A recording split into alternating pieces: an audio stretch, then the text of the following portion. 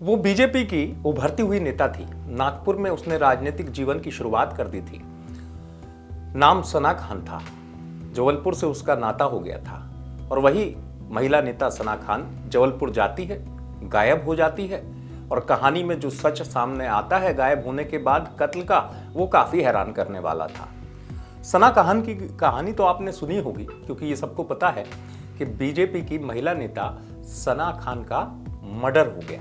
कहानी को बहुत जल्दी से मैं आपको बताता हूं कि दरअसल 1 तारीख को सना जबलपुर गई थी अपने घर में बता कर के उसे बिजनेस के संबंध में अमित साहू नाम के व्यक्ति से मिलना है। 1 अगस्त को जाती है सना।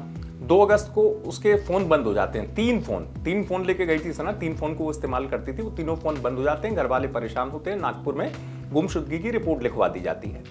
उसके बाद सना का पता नहीं चलता। नागपुर पुलिस पहुंचती है जबलपुर। नागपुर पुलिस डेरा डाल देती है। कुछ समझ में नहीं आता आखिरकार कैसे, क्योंकि पुलिस के सामने एक दिक्कत आ गई थी। जिस अमित साहू से मिलने वो आई थी वो अमित साहू ही गायब हो गया।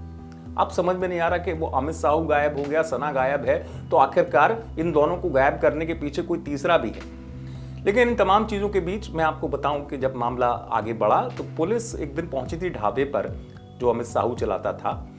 वहां के नौकर से जब पूछताछ की तो कुछ पता चला कि अमित साहू उसी तारीख में आया था अपनी कार को लेकर। कार में कुछ निशान थे ऐसे जिसको देखकर नौकर को शक हुआ था और नौकर ने उससे पूछा तो नौकर को उसने डांट डपट दिया। आखिरकार पुलिस जो है वो अमित साहू को पकड़ लेती है। वो कबूल लेता है कि उसने सना खान को मारा और नदी में फेंक दिया। अब इसमें एक चौंकाने वाली बात जब पुलिस की जांच में आई तो वो ये भी कि इन दोनों की शादी हो चुकी थी। यानी कि महिला नेता ने मोहब्बत में धोखा मिला और धोखे का अंजाम इतना खतरनाक हुआ कि महिला नेता की मौत हो गई।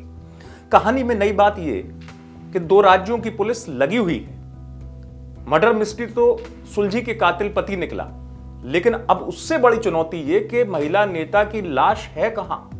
लगातार नदी में पुलिस ढूंढ रही है। 2 राज्यों की पुलिस नाव में गोताखोरों की मदद से तलाश रही, लेकिन लाश का कुछ पता नहीं। पुलिस अधिकारी बता रहे हैं सना खान का प्रकरण जो है बेसिकली जो अपराध पंजीबद्ध हुआ वो नागपुर महाराष्ट्र का हुआ है। उनकी टीम लगातार हमारे यहाँ आ रही थी जबलपुर में, चूंकि घटना घटित यहाँ हुई है उनके विरुद्ध। तो हमारी जबलपुर पुलिस के द्वारा लगातार उनको सपोर्ट दिया गया है और एसडीआरएफ की टीमें भी लगी रही।